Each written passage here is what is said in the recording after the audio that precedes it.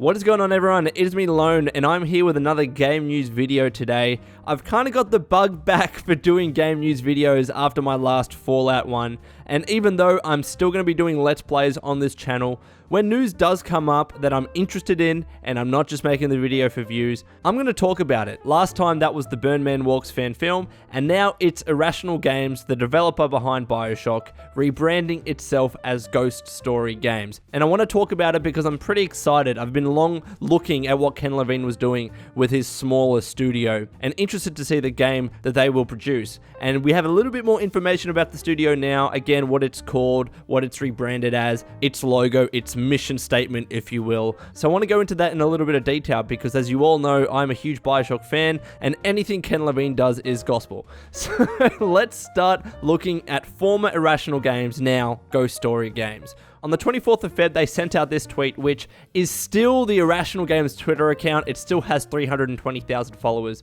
but they just changed everything to Ghost Story. And they sent out the tweet saying, "The studio formerly known as Irrational Games is now called Ghost Story. Come learn what that means for our fans." If you actually go to their website, they have the following: challenging stories, challenging gameplay. Ghost Story was founded by 12 former Irrational Game developers, and our mission is simple: to create immersive, story-driven games for people who love games that ask something of them. While we believe our new games will have a strong appeal to fans of Bioshock, our new focus allows us to craft experiences where the gameplay is as challenging as the stories. We are not yet ready to share any more on our new game, but we invite you to join us and take part in our community, and you can sign up for their emails there. And I'm also going to link a couple of articles in the description below. One is from Polygon, which really sums up the Irrational situation quite nicely. They detail how Irrational Games largely closed down in 2014. They didn't necessarily close down, more so they shrunk considerably, and they let a lot of people go after Bioshock Infinite and the DLC in particular had wrapped up, both Burial at Sea Parts 1 and 2. And for a while, we didn't necessarily know what was happening. All we knew is that Ken Levine had a smaller team that was still hiring here and there, but they had a much smaller team that was still working on something within the 2K family, or within the Take-Two family. And at random talks, Ken Levine has talked about the kind of game that they want to produce. I'll go into that in a little bit more detail a bit later on in the video, but we really haven't heard about the studio itself and what it's going to look like. Now we have Irrational Games rebranding as Ghost Story Games. Their new website does say that they're working on something new. They don't really go into much more detail than that. The website is largely barren at this stage, although there's still past community content of Bioshock fan art and screenshots and stuff like that. And again, they've just rebranded all of their social media accounts from Irrational Games to Ghost Story. So they still have all their followers, they still have their YouTube channel, although if you go to their YouTube channel, the URL is still Irrational Games. Anyways, the point is they rebranded. And the site notes, again, as I mentioned, they have 12 members on the founding team, including Irrational's creative director, Ken Levine, art director, Sean Robinson, and executive producer, Don Roy. The studio makes mention of a total staff of 25. So much, much smaller than what Irrational Games was. I don't know what the hard number is in terms of the number of employees they had at their peak, but from what I see, it was anywhere from 100 to 200. Big range, of course, that can fluctuate depending upon the development cycle, but the point is that they've shrunk considerably, and Ken Levine has constantly talked about how he wanted a smaller team to create a much smaller game, but still in the same kind of vein as Bioshock. And in the fact on the website, they say that Ghost Stories are immersive, exciting, and steeped in community. The name reminds us of our mission. And the thing that I think is most important for Bioshock fans and fans of Irrational Games and Ken Levine as well, is that they specifically mention that their new games, whatever they are going to strongly appeal to fans of Bioshock. So it's not going to be Bioshock, it's not going to be as big of a title from what I see. It's not even going to be in the same world or use the same characters. There will probably be a lot of Easter eggs and stuff like that. But whatever it is a smaller game that will appeal to fans of Bioshock, and that really does excite me, being such a huge fan of the franchise, and also as well of Ken Levine as a developer. And as I alluded to before, Ken Levine has mentioned somewhat in the past the kind of game that they're creating, or the kind of games that they want to create. And in the description below, there is an article from Games Radar that actually summarizes a lot of what Ken Levine has said about their new game. So the article says that Bioshock fans should like it, whatever it is. Ghost Story says its new games should have strong appeal for fans of the Bioshock games. Read into that what you will. It doesn't mean we're looking at another first-person game with detailed environments and combat that augments shooting with powerful abilities, but it's a distinct possibility.